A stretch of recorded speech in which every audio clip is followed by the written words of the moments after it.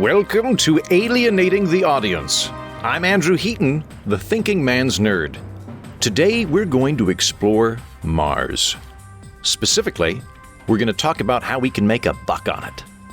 And by doing so, expand mankind to the red planet. Grab your space helmet and some solar panels, and let's go!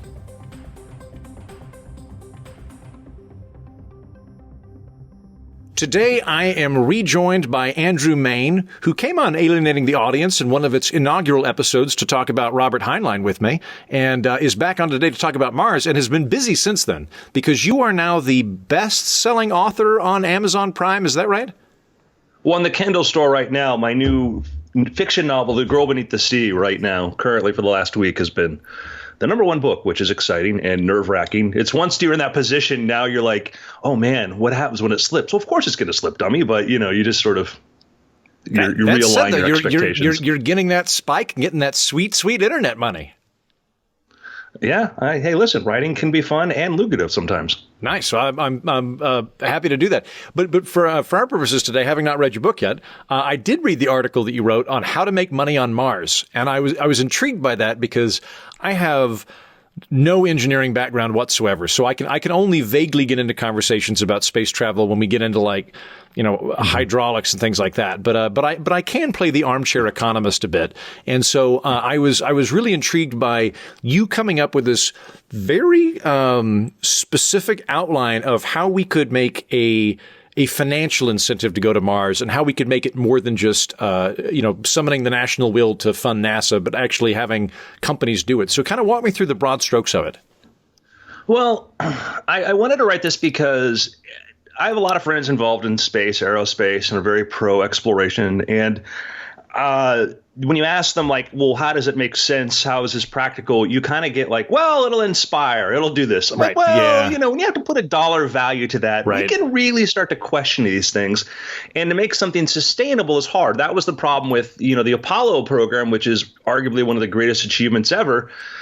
When you look at what we spent per seat to put an astronaut on the moon in like $1969, it was like $1 billion per astronaut to go there. And through all the Apollo missions, we only put one scientist on the moon, right? And so you think about, like, we learned a lot. We got a lot of, as a sense of pride as both a country and as a species, it was a great achievement, but it wasn't sustainable. And the rewards that we were hoping to get, a lot of the technological and the more scientific rewards weren't as much as we expected, because once you stopped going and you stopped developing, then those things kind of stop.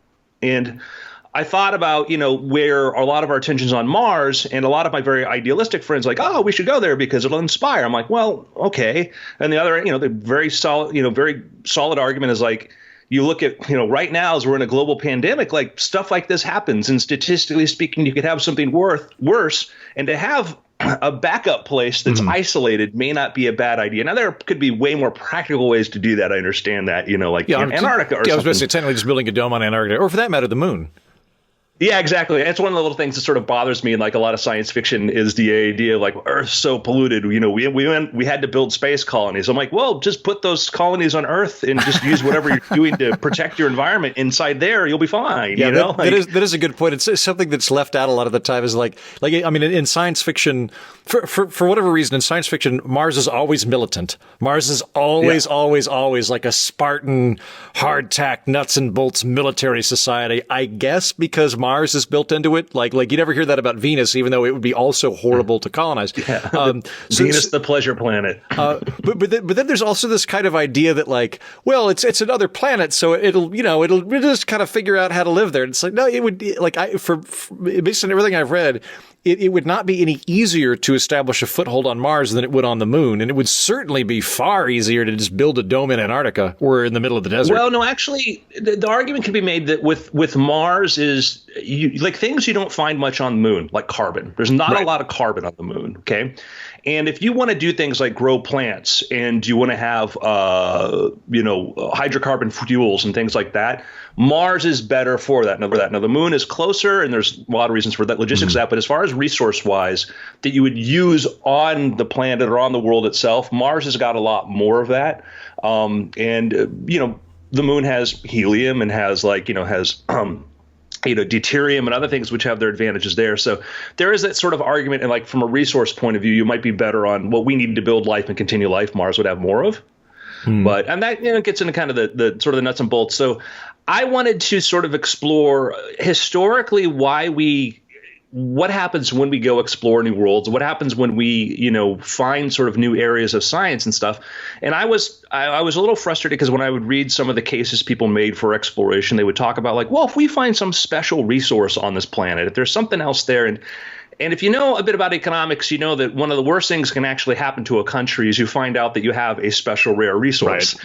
Because all it does is it benefits a small percentage of the population there. You don't spend any money developing your your intellectual capital, your information structure, whatever. And it's still to this day though, you'll hear like, oh, we found this little country. Turns out they have a bunch of lithium, and it's like, that's not good Bad news for Lesotho. That is not going to be good for the Lesotho people. Yeah. No, I think you're right about that. Like historically, there's a good argument to be made that part of the reason that the British Empire exceeded that of the Spanish Empire in terms of global dominance is that British colonies were not based on extraction. They were based on colonization, whereas Spanish colonies were based on extraction. They were colonizing it. They were coming over, but the point of the Spanish colonies was to suck up all the gold and send it back to Spain. The point of the British colonies was to expel people that were irritating, and to keep a foothold there. And building those trade networks. And so coming at it from that point of view, from somebody like an armchair student of economics who just is fascinated by how things sort of actually do work in the real world. There's a problem. We get these models in our head like, oh, if you have this thing here, then you have money. It's like, nah, it's like it's not the way it works. And there's discussions about the different stages of economic development. And I get into this with my friends who are like very pro space tourism. Like, I think space tourism would be a thing, and I think it's cool. But economies that are based on like your lowest level you get to is basically like tourism. Like tourism, there's like no development of any infrastructure beyond just building hotels and hiring people to be maids and cooks. If you look at poor countries, try to focus on tourism, which is maybe a thing they need to do, but you don't really grow from there. Below, right above there, you get like pulling stuff out of the ground, mining, which is, again, a scarce resource, which doesn't develop the rest of the economy.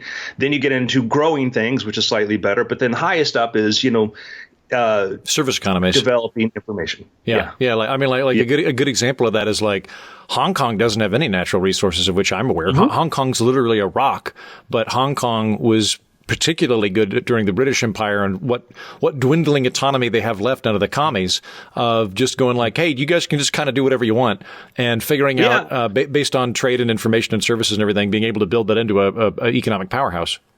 Yeah, in Hong Kong, absolutely. Hong Kong with the deep water ports, that was it was situationally it's great, but actually absolutely for trade. That was I loved in Milton Friedman's Freedom to Choose is he starts with there explaining. You look at how Hong Kong outpaced the rest of Asia. Or you take when I lived in Japan was resource scarce. They recycled. They had to because bringing things in was expensive. But what they're able to do as far as technological development, you take Singapore. Singapore is a tiny little country, but they put a lot of energy into intellectual development. Or you take Israel. Israel is a place that doesn't have the kind of resources that that some of its richest neighbors have. But right. Israel, you go downtown Tel Aviv. There's Google, there's Microsoft, there's all of this, and the highest per capita number of patents filed of any country in the world. And so you see, Israel is? Oh, I didn't know that. Mm-hmm. Okay. And so last I checked. So anyhow, that's I think it's absolutely one of the things I thought about was like, okay, what you really want is you and it's hard because you kind of oversell. Like I was frustrated by arguments and people would be like, oh well, NASA gave us Tang and Velcro. I'm like, well, that's not quite technically true. I gotta say, because I'm a huge NASA fan. I would double NASA's budget tomorrow. Like I'm very pro NASA. I'm not one of those guys that walks around with a NASA T-shirt, but I probably will be one of those guys if I ever buy a T-shirt. I'm very pro NASA. That said, though, there are certain spurious arguments I find when people try and back up it. So one of them that you identified earlier is the kind of, this is the deep motivational call to the wild of mankind. And okay, well, now we're making an entirely emotional argument in favor of trillions of dollars of spending. We need to build these statues on this island because the gods will love us. Yeah, exactly. And I'm like, that works for me, but I have a difficult time convincing somebody that's very rational and non-emotional about that, or taking their money. The other one, absolutely, there is spin-off technology from NASA. That's an undisputed fact. But the problem with that is that it's kind of almost a broken Windows fallacy in its thinking, because that money would have gone into something. Now, it's entirely possible that we would not have developed the same technology, but we don't know. It's possible that if that had been left to the private sector, that money would have gone towards better telecommunications technology or something else. So it's not as if that money would have just literally been thrown into a bushfire had it not been given to NASA to come up with these spin-off technologies. Yeah, and an argument I use is, do you think you would get motivation out of giving that $1 billion to NASA or to Sequoia Capital? Kleiner Perkins, one of these, VC firms. That's my thing I say is that, okay, we have a way to measure that now. So we look at spent versus value created, and we have models that are incredibly good at creating technological value, whatever. And there's an argument to be said that, yeah, but they will only create things that are short-term, immediately profitable, and the technology that can help us 20 years down the road, they won't do, which is it's a point. SpaceX has benefited from a lot of research that NASA did on thermal tiles, engines tech, and all this. No other companies were really willing to come along and put the money in to put them to use until SpaceX and now Blue Origin. So, but there is, but yeah, I don't like that argument was never, to me, never really made sense on an economic point of view when you really think about it from, how you're getting value out of it. Yeah, that tends to be, there's a certain school of thought that looks at all tax dollars as investments rather than spending. It's always investing. We're going to invest your money for you. And it tends to go, for every dollar we spend, we get $18 back. And I'm like, that does not check out. That is not how that works. No, so you can't just multiply dollars that way. Myra was like, then why don't you just give $17 back to yourself? And then it's just... Yeah. So you and I are of the same mindset there, and I'll say you also in your paper very much avoid the science fiction trope. You don't call it this, but this is a sci-fi trope of aliens are going to come to another planet because they want its resources, and it's Mars is a great example of it would never be economically justified to go to Mars to get the stuff and come back. That would be the equivalent of paying somebody to unicycle to Alaska to get a bucket of oil and then unicycle back. It wouldn't make any sense economically. So you avoid that, but you did come up with various plans to make it economically viable. Yeah, and just as a side, one of the people I thought who put that really well was Elon Musk, who said, yeah, it's not, does it make sense to bring things back from Mars? He goes, even if there was pallets of cocaine there.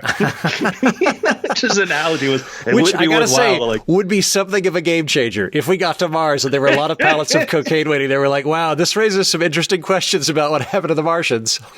Yeah, we maybe know exactly now. So what I got into was sort of exploring kind of the idea of one of the biggest driving forces, of course, of the economy is, technology drives innovation, creates growth. And looking historically back, I start off talking about, in the book I wrote, How to Make Money on Mars, which actually on my website, you can just get it for free. So I'm not really trying to show that other than just let people think about this.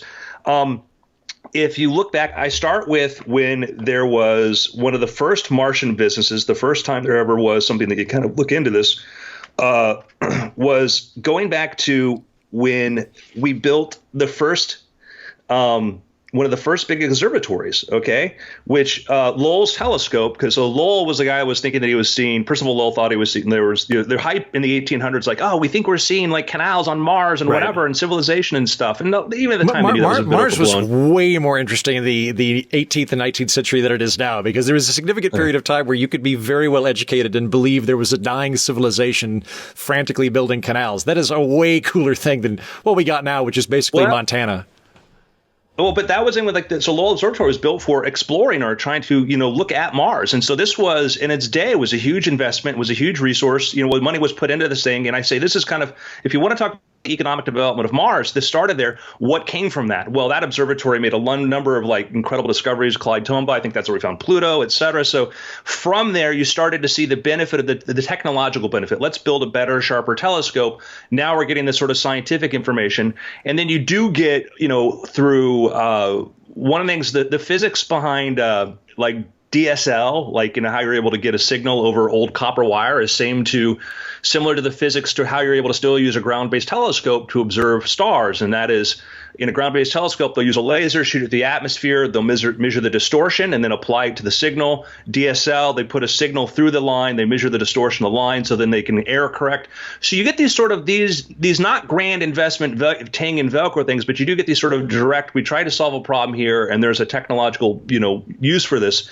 And then expanding on the idea of the thing that I think that we have to sort of think about when we think about space is weird. When you're in microgravity, when you're on board the International Space Station, which is like 110 miles up, and you're in free fall, and we use the term weightless and microgravity sort of interchangeable, and we don't need to get into the difference of it. But effectively, when you don't have the effect of gravity pulling down onto one direction and flattening something out, or ablative sort of form, or just the effect of it general, weird things happen.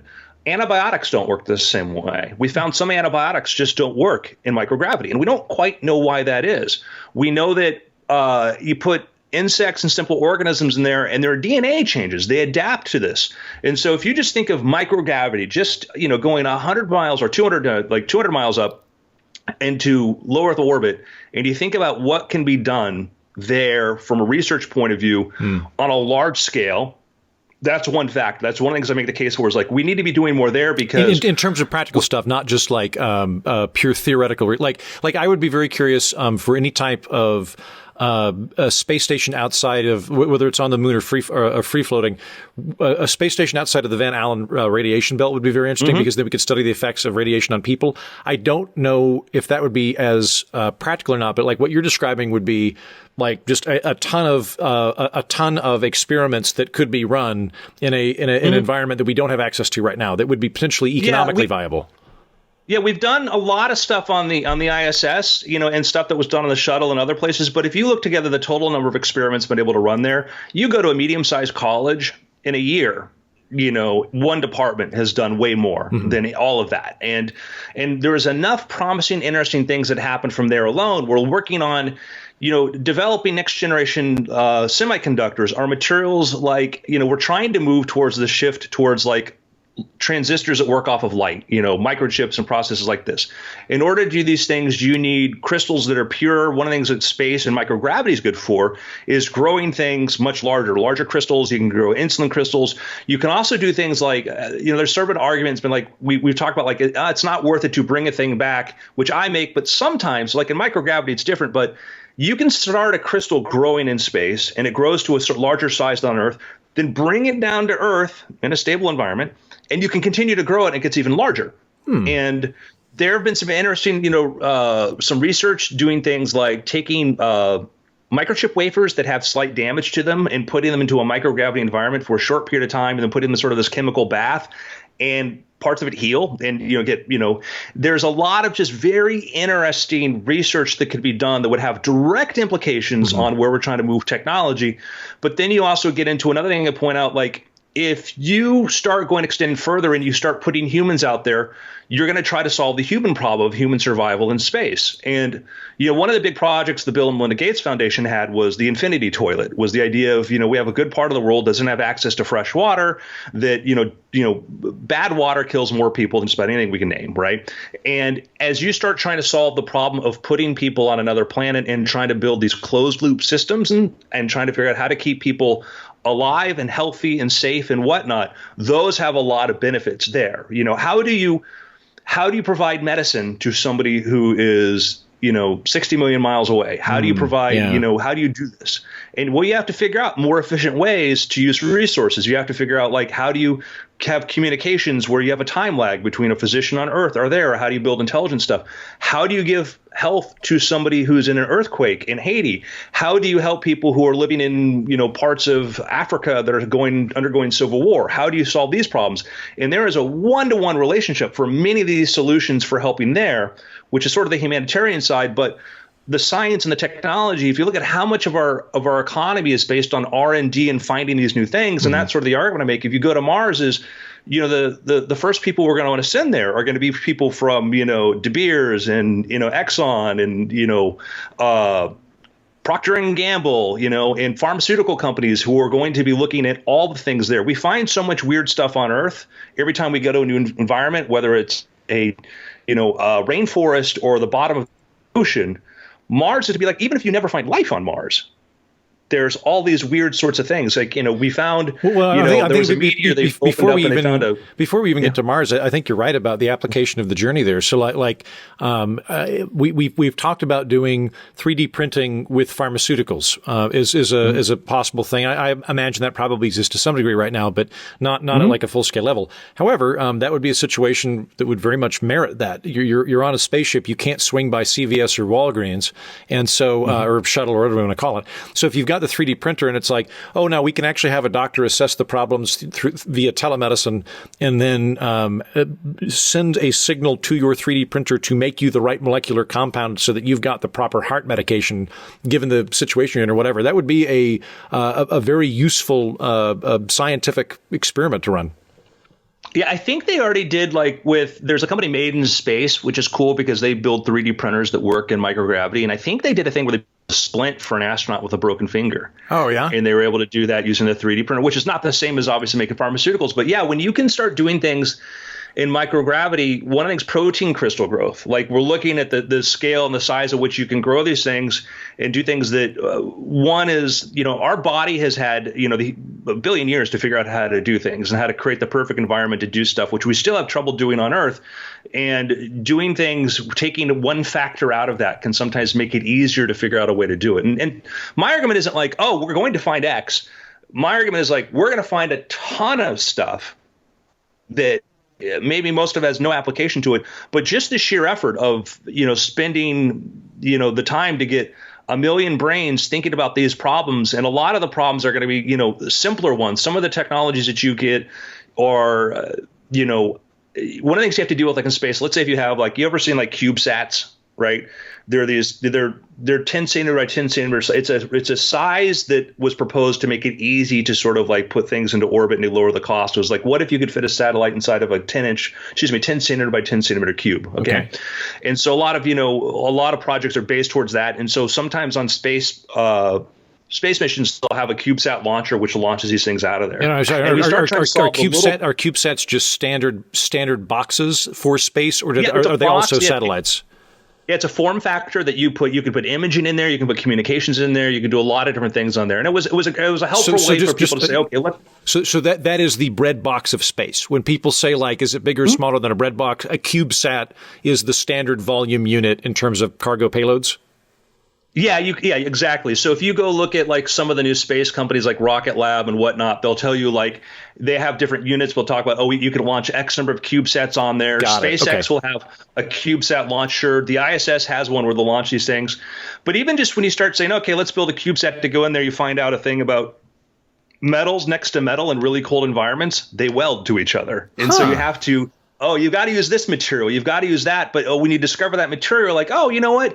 This might be useful when we're working in above the Arctic Circle with oil rigs. A lot of the technology we use to solve these problems come from there, but you get that vice versa sort of exchange of things. That's fascinating. Yeah. So we're about to in our economic journey to Mars. We're about to land on Mars. I sense you were about to tell us, but before we do that, I want to bring up something that you did not think would be viable, which is reality television. And I bring this up because I think the first economic conversations I heard about Mars were through Mars One here about 4 years ago, and I suspect people that listen to this podcast are probably familiar with this. I'm sure that you saw it on the news, but if somehow it evaded you, the basic concept of it was that a Dutch reality television show was going to go to Mars and they were going to fund it through reality TV programming. And so, a bunch of people applied to be astronauts on this and they got a ton of media coverage. And then the whole thing went bankrupt about 4 years ago.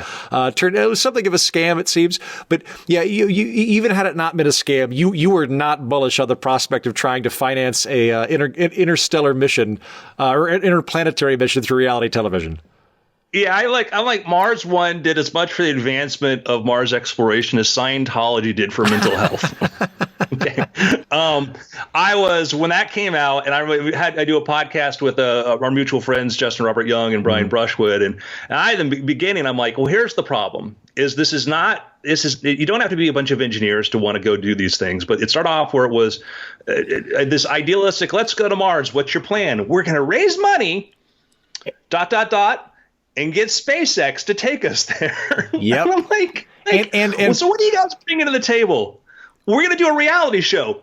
I've been hearing this thing for 20 years from people who've never worked in reality TV and don't understand what those budgets are really like. Well, okay, yeah. Real quick, let's the reason reality television shows are proliferate and why they will never go away is for economic reasons. It's not just that people enjoy watching trash, which I wag my finger at you, America, for enjoying trash so much. But that being said, though, you look at like a sitcom like 30 Rock. Think about if you think about 30 Rock in your head, think about how many cutaways they have where it's two people talking and then it jumps to a guy like with an elephant on a leash and then that stuff's really expensive to do all of those things, to have different sets, to have all the actors, to have writers, to have all the props, to have all that stuff adds up. Reality shows are really, really cheap because you just need some drunks in a house and then one guy to write them scripts because, by the way, they are scripted, or at least parts of them are scripted. And so they're very, very, very cheap to make, and they make money, and for that reason, they're never going away. Yeah, and I would get frustrated because I would hear people who I thought, were very smart in engineering or science or whatever, and they'd make the case like, oh, if we go to Mars, the Olympics brings in this much money, ... I'm like, well, one, there's not one big bank account that the Olympics, all that money goes into. You're talking about how much money McDonald's made. You're talking about this. And side note, countries that host the Olympics lose money. Right. And it's one of these things where people are like, you want a financial argument, do you? I'll give you one. And me as a fan of economics, I'm like, that's a horrible argument because it's like that where every dollar spent gets 18. It's like, that's not the way it really works. I remember when this first came out, like the total advertising revenue of CBS was like $2 billion or $3 billion, and I'm like, okay, we're talking about a thing that's going to cost 20 times. So you're basically gonna have to say it's what 10 networks bring in revenue per year, to fund it the way they want to go do it. I'm like, that's not. Not. There's also the other practical consideration is that so much of reality television is about interpersonal conflict between horrible people doing stupid things. So that's not going to work in an interplanetary mission where you really need top level engineers to get along well and be able to competently function while sober. Yeah, it's I would totally watch Jersey Shore Goes to the Moon. I would watch that. I would enjoy it. But at the same time, let's acknowledge they're all going to die. That going into it. I gotta take Kjell Lindgren, who's been a NASA astronaut. He's actually an alternate for the SpaceX with the NASA Crew Dragon program. I got to take him to the Magic Castle. And I've met a couple other astronauts before, like Story Musgrove, and they all have the same. And just watching him, watching this guy, loves magic, loves seeing this sort of stuff, but watching this guy and how calm and how reserved he is. I had Tom Jones was on my political podcast here, not the singer Tom Jones, but the astronaut Tom Jones, Dr. Tom Jones, and came on my podcast. Very gracious guest, was very, very generous with his time to answer all of my dumb questions about I was very curious if you cry in space, what happens, and because it turns out when I talk to astronauts, I just want to talk to them about body functions. According to the movie Gravity, the tear goes straight towards the camera. Yep. Yeah. I asked him. I was like, I get kind of bummed out sometimes. If I cried in space, what would happen? He said basically it creates a little cloud or a shell right around your eyes. And I was like, good to know. But that being said, though, what I really enjoyed talking to that astronaut, I was kind of feeding him, I was teeing up jokes for him, and he never did. He was very, very calm, very, very, studious, respectable engineering kind of guy. He probably knows his blood type. I have no idea what my blood type is. He's not the kind of guy that's gonna fly off the handle. He probably knows his blood type and everybody in a vehicle or anything with him before he goes on a trip. Right. Yeah, exactly. Yeah, we're going to Denny's. Everybody fill out this survey. Yeah. So in my thesis is kind of once you make the argument well, we'll sell it on entertainment. I'm like, you failed, and because also you can think people don't realize that professional sports, you look at how much money we spend building stadiums and anything else like this, you realize it's not as big of a proposition as you think that it is, and it's a big business, of course, but also people got to really want to watch it, and it can't get boring after a certain amount of time. Right. And that was sort of the problem with Apollo, was that the first time we went to the moon, after that, like, well, they're landing on the moon. Yeah, we do that now. What else is on? Now that I think about it, we kind of jumped a shark where we're like, but this time we're going to play golf on the moon. Like, we did start adding additional things. But yeah, you're right. The public interest did dwindle in it. But there will be, there's going to be entertaining factor comes up. But I believe that, one of the places, you look at places that are kind of these amazing success stories. We talk about Singapore, you talk about Hong Kong, you talk about Japan, you talk about like a city like Shanghai, or you look at the Silicon Valley. Okay, and Silicon Valley was the modern Silicon Valley was the children of the engineers who went out there to go work on military projects, who were then around an environment where there was a lot of reward for being able to solve technological problems. And when you start to create another mission, another purpose to say, hey, let's go do this thing, let's call our attention to this. Look what's happened the last few weeks, what's happened dealing with COVID-19.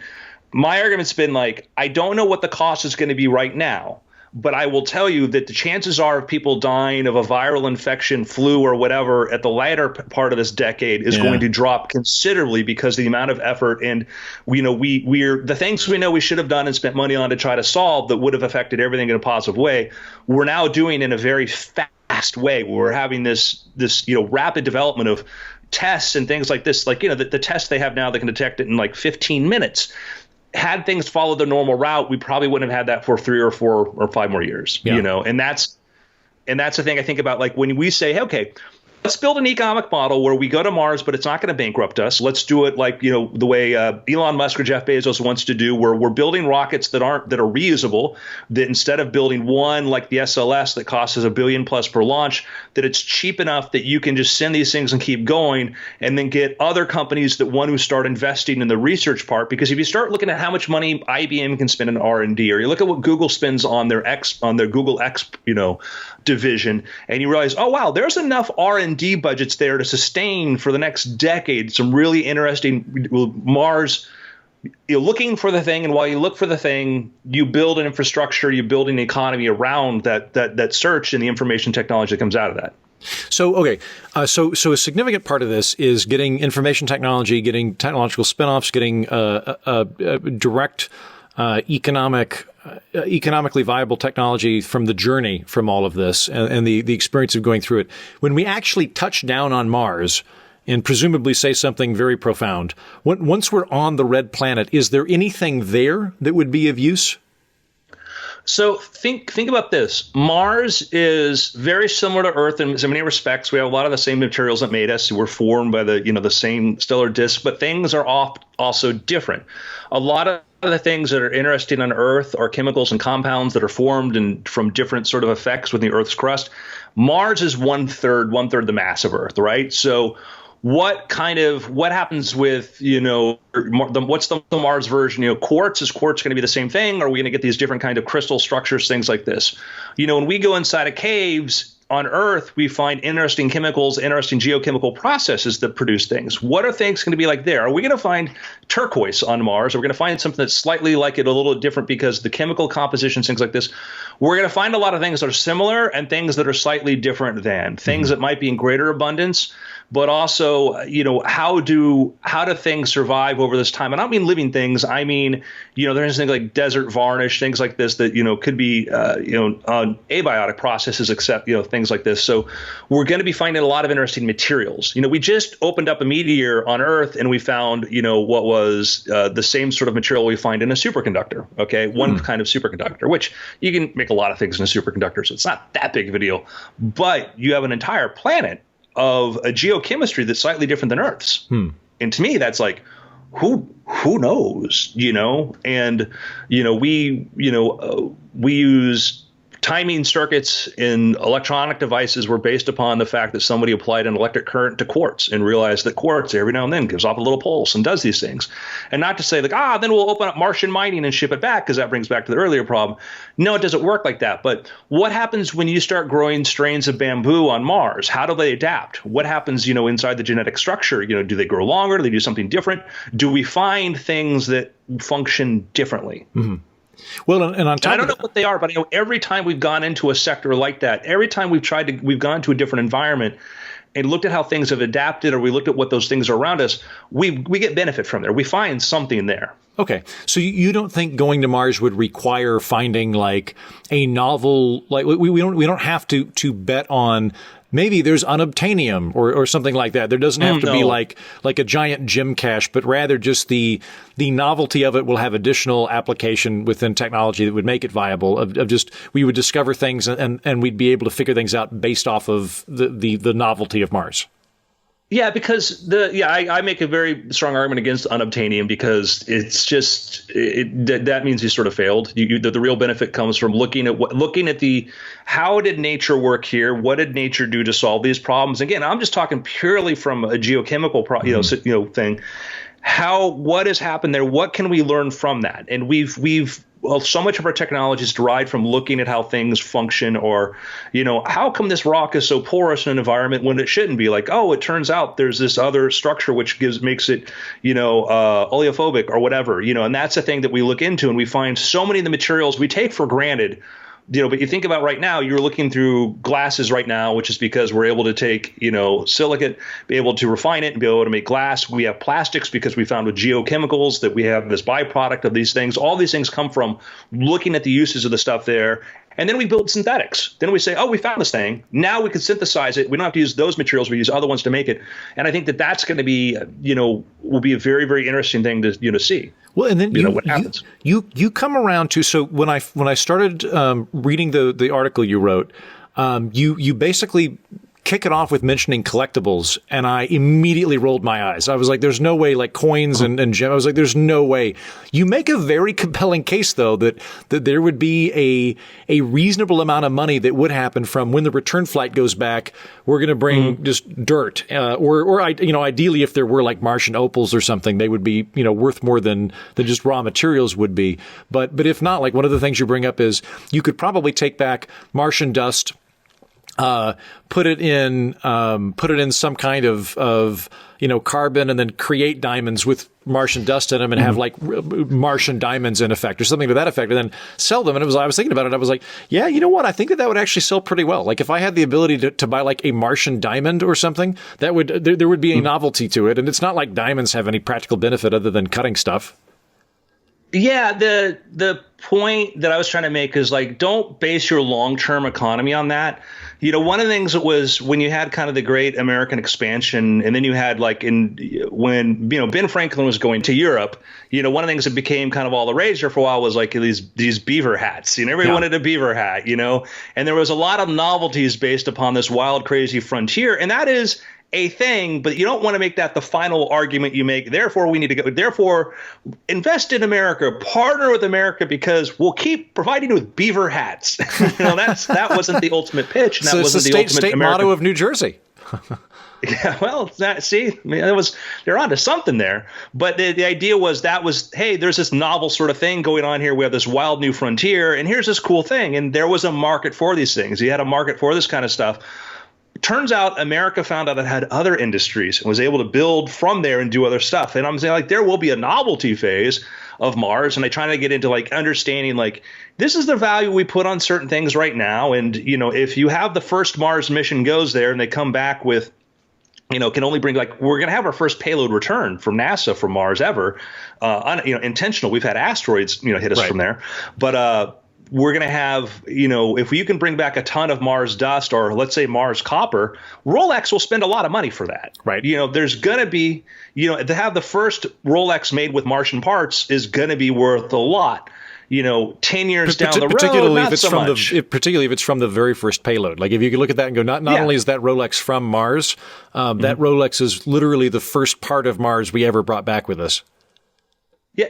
Yeah, and you have to been obviously the payload's a capacity, but you think about the things that just for their own novelty's sake, there is a marketplace. I talk about like turquoise. I use that as an example. Like turquoise is kind of useless, but turquoise is a thing that's a big industry, and it's works its way into things because it's pretty and whatever. And there will be value for that, and because it's so damn expensive to bring it back, you'll get this sort of the scarcity, which over time may decline. And early stage stuff, I said, yeah, I think early on you could plan some business or some venture based upon the idea of doing that. Long term, No, that's not. No, You're. Got it. It sounds to me like you are not saying we should go to Mars for the purpose of getting buckets of dirt to come back and make watches out of, but rather, No. if we're going to send a shuttle to Mars or whatever we want to call it, and it's going to come back, we could bring with us a certain amount of payload, and that we would be able to monetize that. It wouldn't be the point of it. It wouldn't be the bulk of the income coming in from the venture, but it would be a way to add further economic viability to it. Yeah, in the early stages, and I try to be very careful because the novelty will wear off, right. And that's the thing that a lot of people's economic models, they just forget. Like, yeah, and then 6 months later, we're bored with this, and then you need to try to figure out something else. But then it's like, if you're a company like North Face, North Face, you say like, oh, would you spend $20 million, to build a brand, and then also maybe put some researchers on there to figure out like, how do you build gear for Mars? And you would get, some interesting benefits off of that. And we've had some innovative stuff in outdoor wear, whatever, that's come from trying to solve problems for flight suits, other stuff, other industries and things like this. Some of the technologies we use now in consumer goods came from how do you keep oil rig workers from freezing to death? How do you solve these problems? How do you build a better glove so your fingers don't stick to pipes when you're laying them down, and so that's the part I think a lot of these low level things, and I'm not trying to make the, spend $1 billion to get Tang. I'm saying like, if you have a continued business that is trying to solve problems, that's where the benefit, not these one shot, Nice. Well, so then, out of curiosity, do you think this is anywhere on the horizon? I mean, we do have SpaceX, we do have James Cameron's outfit. So there are corporations that want to do this. Elon Musk has said, I believe his quote is, he wants to die on Mars, but not on impact. So he is very keen on actually establishing a base there. Do you have any idea of the time frame that this might take place in, or do you think it's still a pipe dream? So, the two companies that are doing the most to sort of push that, and by far ahead away, would be SpaceX. SpaceX has been working on their next generation rocket. Right now, the Falcon 9, it's what they use to do resupply missions to the space station. It's what they're going to hopefully fly the first crew to the space station on board an American aircraft since the shuttle stopped flying. They're going to try to launch that. Last chance was May next month, but the goal was to try to do that. The Falcon 9 is an amazing rocket, right? And SpaceX spent over years developing this, getting this. The Falcon 9 today is different than it was before. This is a rocket where the first stage can return to the launch pad. You can take 3 of them, sort of the highly modified, strapping together and have all 3 boosters land by themselves. It's an incredible achievement. But the next rocket they're working on is Starship. Starship is the rocket that they've been building in Boca Chica, Texas, and they're working on in Cape Canaveral, and they actually got a facility here in L.A., which they were using, then they stopped, and now they're going to probably reopen to go do this. The goal of Starship is a fully reusable rocket, the booster and the rocket on top of it. The idea is both of these things can be used over and over again, and you could use them for low Earth orbit missions, go put payloads up there. They want to replace Falcon 9 with Starship. That is the plan, is that they're trying to replace it with this. Starship has a capability of going to just about anywhere in the solar system, any hard body in the solar system, from the moon to Mars, whatever, Europa. Starship could do it. Now, it might have to stage off of like being refueled multiple times to do this. It's not a paper project. They've been testing these things. They've actually had, they've crumpled or blown up 3 of them so far in the last few months, as they've been trying to figure out how do you build one of the largest pressure cylinders you can possibly do, or fuel tanks, and then put your oxygen and your methane inside of there, not have the thing fall apart. And they've learned a lot about how they fall apart, but this is an ongoing effort that they're spending millions of dollars with. They're trying to build this thing, and they've already done a test of the flight systems for the Hopper. We've already seen one of those fly a few months ago. Their goal is to make, if they can, keep this thing going, to get the next version of this to actually go suborbital and then orbital maybe next year. They're hoping for this year, but they've had setbacks. Space is hard, but they've got SpaceX is a well-funded company. The direction they're going into, but I don't know if you followed their whole Starlink, their whole providing internet. SpaceX. Oh, right. Yeah, no. They're looking to provide global Wi-Fi, basically, right? Or SpaceX. Yeah. Yeah, global internet. and to areas that are less dense. But the thing is, SpaceX has more satellites in orbit now than any other company or country. Oh, really? Wow, I didn't know that. Yeah, I thought it was largely theoretical, but it's actually making money then. They've been launching, because they can launch like 60 of these per mission. They've done like 5 or 6 missions. They've got more active satellites now than anybody. And this is because they have cheap access to space. And it's sort of like this sort of kind of, Andrew Carnegie sort of approach. If you own one resource that helps another resource, then you can move that along. So they're setting themselves up in a great position. Meanwhile, Jeff Bezos, richest guy in the world, has got Blue Origin, and he's putting tons of money into this, and they're developing their rockets. And his goal is just a similar vision, but in his own version of what he wants to do. The technology very likely will be there sooner than later. And the thing SpaceX is now doing is they're like, hey, we've got this. If you want to buy a mission right now and you want to put something, a payload in orbit, you go to SpaceX and you do that. When they have Starship, the interior capacity of Starship, the usable payload area, is about the size of the International Space Station. And if their costs are right, your cost to send a mission up, you're not talking billions. You're not even talking hundreds of millions. You're talking tens of millions. Oh, and wow. So at that point, because getting the International Space Station up was incredibly expensive because you had to send up all these different components, and it took, you could just have like kind of IKEA style or, origami inside of that payload, shoot up, pop it out and expand it and like start cranking out space stations if we wanted to. You just use one of those as it. Like the cost they're trying, and I've had trouble with this number, but I'm just going to repeat it. The cost he's trying to drive the cost of the Starship, the upper stage, not the booster, but the upper stage, which is not including the life support, which is a very big expense, but just the rockets and the fuel tanks and all that. He's trying to drive the cost of that part down to $5 million per. Wow. Which you can't, get a nice Gulfstream jet costs you 10 times that. So, but that's got life support. So the idea is life support adds up, but the idea of just pure putting things in space, he's trying to drive the cost of that. And because it's reusable, your fuel is the most expensive part. And to give you an example of what it costs from a fuel point of view, to put a Falcon 9 into orbit uses like 100,000 gallons. It's the same amount of fuel that it takes to send a 727 around the world. Okay. The thing about rockets that's been so expensive is that we blow them up, and also we use government contracting to build them.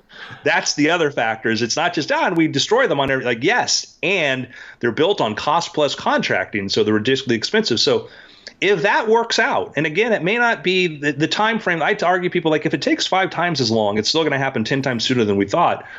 I think within the decade, by the end of this decade, I think there's going to be something on a launch pad totally capable of going to Mars and landing people there. Will we do that by the end of this decade? I don't know. But will we be sending robots and stuff there? Likely. Well, at the very least, I'm excited based on what you're saying with Starship. It would be with that, you could much more easily build a moon base, which I'm bullish on, or if not, you could potentially build a 0G Hilton, and have networks of hospitality up there where you get to enjoy jumping around and experience 0G coitus, and that could be a thing. Yeah, I'm excited about the idea of building research parks. The idea of what happens when Google and MIT are able to, share a mission up there and put, 20 scientists and researchers and let them do all sorts of payload experiments. And that's an exciting thing to think about, is what happens when that becomes much more accessible. And could very much happen. And, when you read the history of doing research in space, you find out your astronauts are often researchers who then apply to NASA, or there's somebody who says, I've got an experiment I want to do, and they apply to NASA, they do this, and sometimes they get to go up and go run the experiment. Not a lot have been done. And, you find out there was one story, kind of maybe apocryphal, but it was about somebody who went up there with one experiment, and the furnace they went to go do it, it didn't work.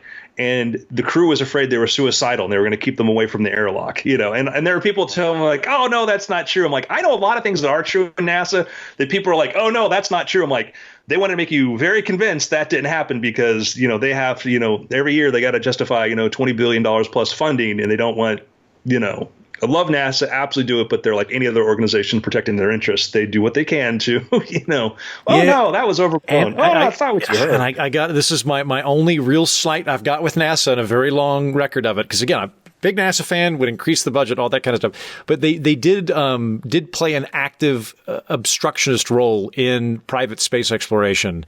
So right now we have the ISS. There used to be Skylab. I think that went down in the 80s or the 90s. I can't remember when that. But basically, Skylab 70s looks like 1978 or something. Is that when it crashed? Yeah. So Skylab was the first international space station. We gave it to Australia. Yeah, we gave exactly, and then we paid them a lot of money for picking up the garbage. So Skylab, it was the orbit was degrading. We knew it was going to plummet to Earth, and there was a billionaire who's like, I will buy it. And I will send up rockets to put it back, at my expense. I'll put it back in orbit, and then I'll have a space station we can do stuff with. And at the time, that fell under the legal remit of NASA. That I think finally relented and allowed him to buy it the day before it fell to Earth. So basically, it was a turf war, from what I can tell. They did not think it was appropriate for the private sector to be acting in space, and it should only be a very specific government remit, or alternately, they just didn't want anybody getting up there. And I was like, we could have had 2 space stations, and one of them would have been private. That would have been great. There's a history of different space laws, space acts, things like this. Initially, I think it was under Kennedy, law was passed that was prevented from the commercial exploitation of space. There was law specifically against this that had to be repealed, which meant if you wanted to build a communication satellite, sorry. Yeah. This, and that's been, there are kind of 2 camps of the NASA. There's some of them no, space is our thing. And it's you're in a country called America. Let's take a look at how these things really work. and you see that there was a lot of, some people there were very, very pro SpaceX. Some people were upset that why are they building rockets? It's because it was the post office fighting UPS. It's are you kidding me? You're not some totalitarian bureau trying to say we live in a free country. Your goal is to encourage these things, not discourage that stuff. Yeah, no, I agree. And actually, that's kind of where I come in, is I would increase NASA's budget, and I would shift them to the non-sexy stuff. I would have them work on theoretical and very physics heavy experiments, as opposed to putting guys on the moon and golfing, because I think the private sector is now capable of doing that. I'd rather have Elon Musk and Jeff Bezos doing the fun stuff that I, as a layman, can understand. I'd rather NASA be working on the things that there may not be an economic justification for, because they could have the funding to do it and the resources to pull it off. Yeah, I agree. I think that idealistically, the exciting thing is if Bezos and Musk are raising the money and lowering the cost of putting things in space, then that means that NASA gets to put more things in space.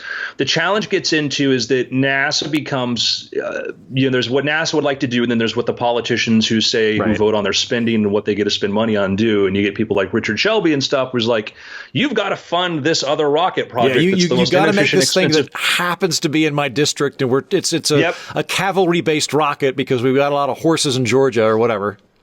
Yeah, and the problem is too is that it's Florida, Alabama, Texas. That's the triumph. You look at all the NASA centers, and that's where the big part of the funding comes from. And part of the problem is you hear people oh, we're able to hire 1,000 engineers, or yes, and have them sitting effectively idle compared to what they would be doing elsewhere. And that's part of the problem, is that we often think that the government provides all this work for all these people. Yes. But is that productive work? Is that the most productive way we could utilize that? We had a big brain drain for years, because if you were a computer scientist, your best job you're going to get was probably working for the NSA or some company that was really the NSA. Mm-hmm. And whatever sort of ideas you had maybe went towards national defense in some way. We did, but it wasn't going towards improving the software and the technology we use. And then finally, once we had the rise of the internet and that technology, we could compete. Companies like Google and Microsoft and Apple could compete for those brains and say, well, instead of going off to there and maybe doing something nobody ever see, come here and make, an emoji. Maybe it's not always, beneficial. But point is, yes, it would be great. Would be great to just the more crazy rich guys putting their own money into it and coming up with ways to just accelerate it, the better, the cheaper it is for everybody else. Wonderful. Well, I'll go ahead and cap it off there, Andrew, but it was awesome talking to you. Thank you for sharing your expertise and armchair astronaut economist author abilities with you. Your book, one more time, is The Girl Beneath the Sea? Yeah, the new novel is The Girl Beneath the Sea, and then the other book, which I've been talking. Yeah, go ahead, because the people have a fair amount of free time right now. So yeah, make a pitch. What was the other one? How to Make Money on Mars. Oh, it's a whole book. I just read the article. I didn't even realize that you had a. Oh yeah, no, whole book. Yeah. Oh wow. Okay, great. So if I go into a little bit. I had an experiment on the International Space Station, which I'll talk about some other time, and just what you have to go through for something like that to happen. But on the other side of it, though, is once you solve those problems, cool stuff happens. So anyway, I have on my website, andrewmayne.com. I think if you go through post, you can get the ebook for this for free. I just wanted to sort of share the ideas with that out there, but also it's available on Amazon. So awesome. And wonderful. The new novel, Girl Beneath the Sea, if you're an Amazon Prime member, it's free right now as an ebook. What's it about? As a Kindle. This is about a Sloane McPherson. She's a police diver in South Florida, and she starts off as a part-time police diver and gets pulled into a case when on an archaeological dive, which she does for fun, she comes across a body. And who did it belong to? Why were they there? And she gets into kind of it's a conspiracy sort of thriller mystery involving the drug trade, et cetera. And, it's the first book in the series. I grew up in South Florida. I used to scuba dive. And so I said, I want to take some of that experience and put that into a book. Nice. Awesome. Great. Thanks, Andrew. Hey, thank you, sir. Thank you for having me. That's the show. Thanks for listening. Thank you, Andrew Mayne, for coming on and sharing your financially savvy Mars knowledge. We'll see you next week. Until then, tally-ho!